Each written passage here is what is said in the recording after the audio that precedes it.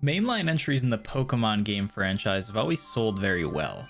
Pokemon Sword and Shield, the most recent entries, have become the best-selling entries in the series, only second to Pokemon Gold and Silver, which were released back in 1999 on Game Boy Color. It's well on its way to passing it, and will likely have done so next time sales figures are reported on by Nintendo. Games released that are not even fully original content, such as Let's Go Pikachu and Eevee, or the often released added content versions of the mainline games coming a year or two after its initial launch, have proven to be quite lucrative. Full spin-offs in the franchise, including Mystery Dungeon and Snap, have proven to be less so. However, one point stands: Pokemon fans show up and are hungry no matter what form the mainline Pokemon games seem to take, even if that form is not all that much different from the last. Before the launch of Sword and Shield in 2019, things were heating up in the Pokemon community. Word had traveled that this new entry would not include all Pokemon as series tradition had dictated. Also, not all Pokemon would be able to be transferred into the game, as all games had worked before it. The lack of the national Pokedex inclusion had become branded by the community as Dexit.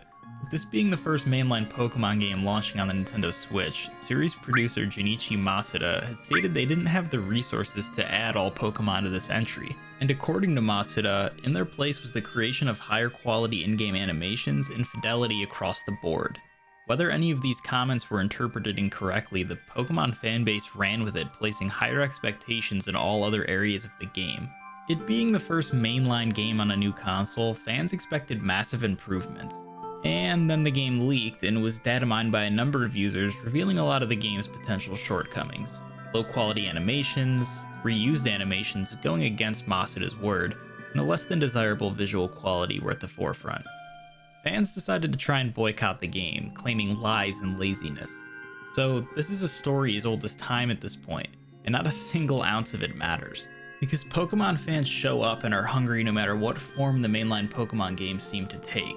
And despite all the vocal boycott efforts, speaking with your wallet rarely exists in this industry. Pokemon Sword and Shield broke sales records, landed at an 80 on Metacritic, and will go on to be the best-selling Pokemon game of all time. For now, of course.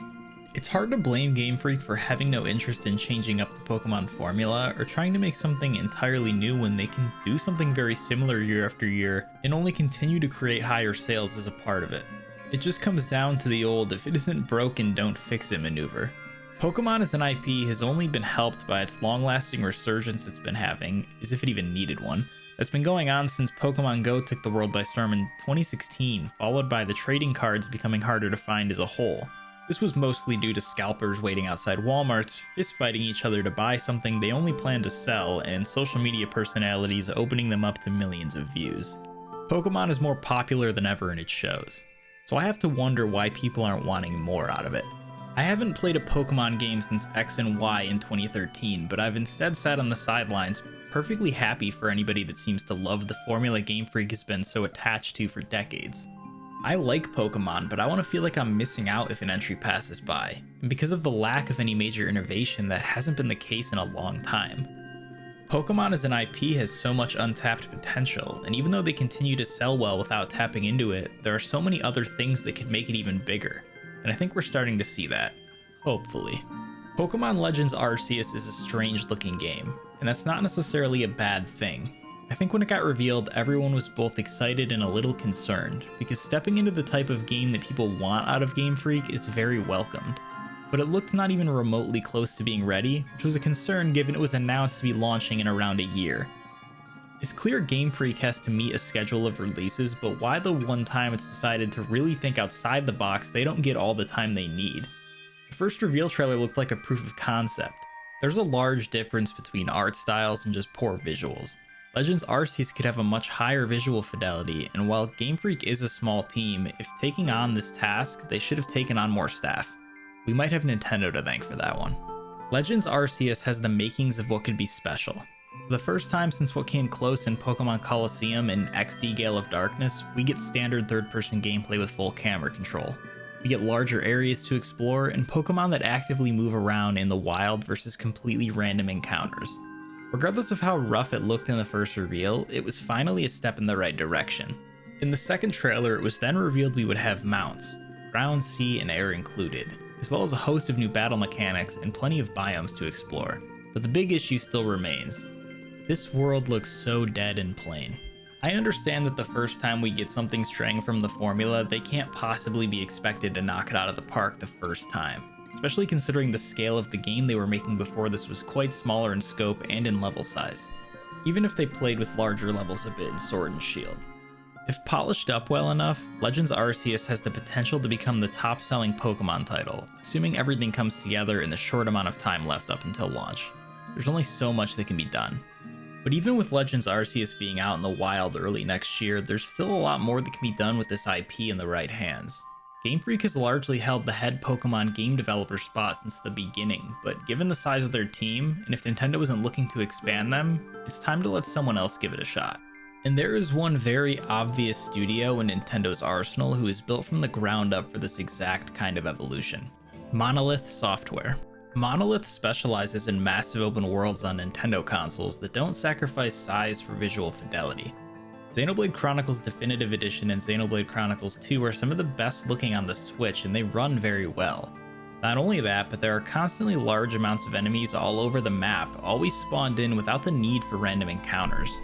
You walk up to an encounter and it takes place without load. The vistas and diverse locale are some of the best in games.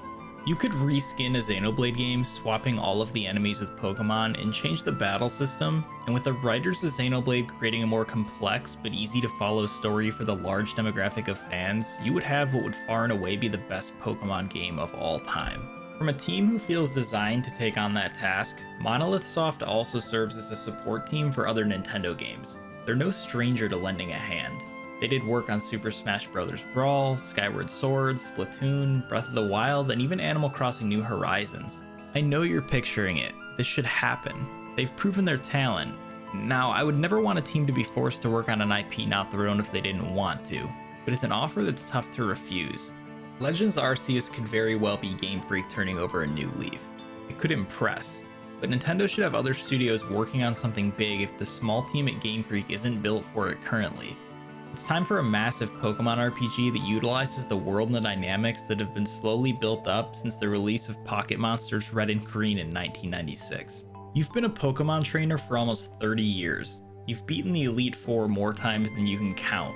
What if you had the option to specifically focus your entire narrative around being a Pokemon coordinator, a breeder, a doctor, a professor, or even an archaeologist?